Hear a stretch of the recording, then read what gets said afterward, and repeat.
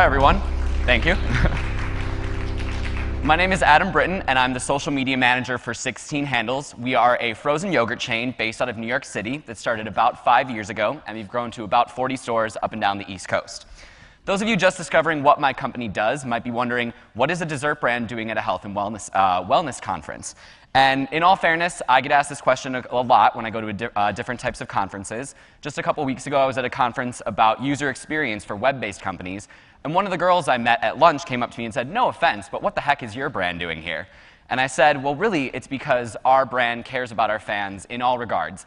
And maybe there's something that we can learn from those tech companies and that they're doing online and translate it into our stores. And that's the same reason I'm here today, because our brand, even though we sell a multitude of products that can be considered healthy or unhealthy, or whatever label you want to put on it, at the end of the day, we care about the wellness of our guests. Whether that means you've hurt your foot and you need your frozen yogurt delivered to you, or you have a child with a newly diagnosed dairy allergy and you still want them to be able to go out with their friends. And so I'm here today. A lot of people have talked about some great personal success stories about making better choices or more informed choices. And I'm here today to talk a little bit about how a non-health brand can have a share in that conversation and not be criticized for it, because that's often what happens when non-health brands come into these kind of conversations. In a really notable example, McDonald's got a lot of criticism for being one of the sponsors of the London 2012 Olympics. And so I'm here today, like I said, to talk about how brands can empower their customers to make better choices. We set out to do this at 16 Handles about a few months ago, and initially our campaign was called Better For You. And it was going to be us telling you how you can make better choices at our stores.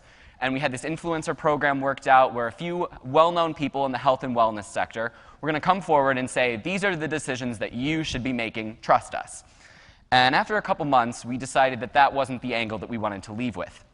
We wanted to put our brand in the hands of our fans, or as we call them, handlers.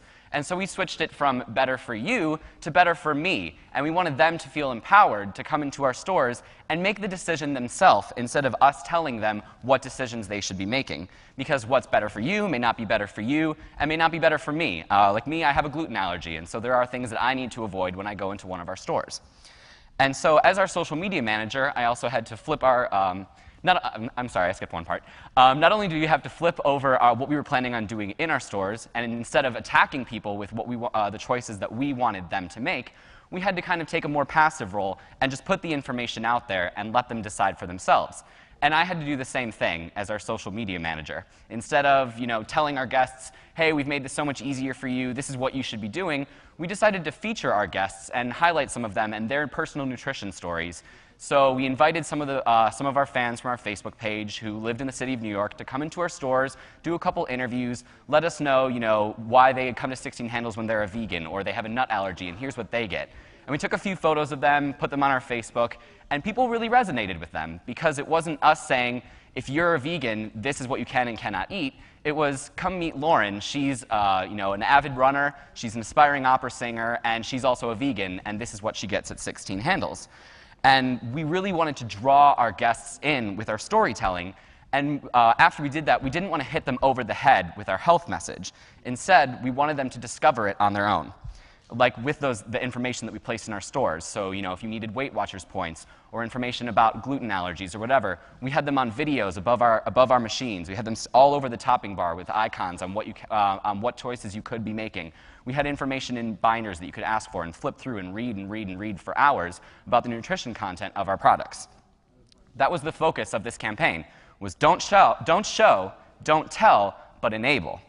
And as a result, we put some Facebook ad spending behind it, and it was our most successful ad campaign ever, both cost-effective, and our fans really positively resonated with it.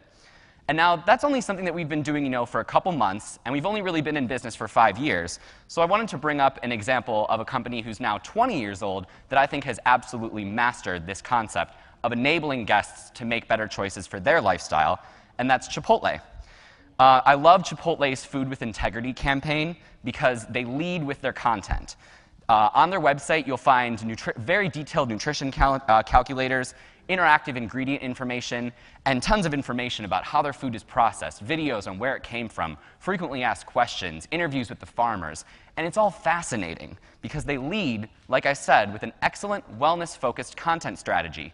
Their content strategy is so brilliant that the press freaked out last year when Chipotle ran their first national ad campaign, and if you commercial. And if you haven't seen it, it's a real tearjerker. I recommend it. And I still freak out, as much as the press did when people, when they release their first ad campaign. I still freak out whenever Chipotle responds to me on Twitter, even though as a social media manager, I should know better and know that it's just some kid behind a computer on Twitter. I still feel like they actually really care for me, whether I have a good experience in their store, a bad experience in their store, and more importantly, when I'm asking very serious, detailed questions about my gluten allergy and how their food is prepared, and asking them to be open and honest and transparent about what I'm putting in my body, which is something that a lot of restaurants, especially a lot of chain restaurants, try to hide behind. Instead, Chipotle puts their information out there and allows you to discover it on your own. Whenever I ask them a question, they rarely directly give me a response, and it's not because they're hiding behind something. They're saying, look at all this information. You can make the choice that's better for you, because we're not all going to be right about every single one of our customers and what choices they want to make. And so I also, if you, like I said, if you ever, Chipotle is very responsive on Twitter. If you tweet at Chipotle Tweets right now, I bet you'll be amazed at how quick they respond with a personalized and clever answer, because they care about listening to what you have to say. And then they let you passively discover their content on the back end. And so with those two examples, I'd like to leave you with them with 3 final recommendations if you're a non-health brand trying to get involved in the wellness conversation. 1, tell a story with a thought-out, wellness-focused content strategy. Don't hit people over the head with your health message. 2, provide guests access to all of the relevant information that you have about your product. Don't hide anything. And 3, enable and empower your guests to ultimately make their own informed decisions. Thank you very much.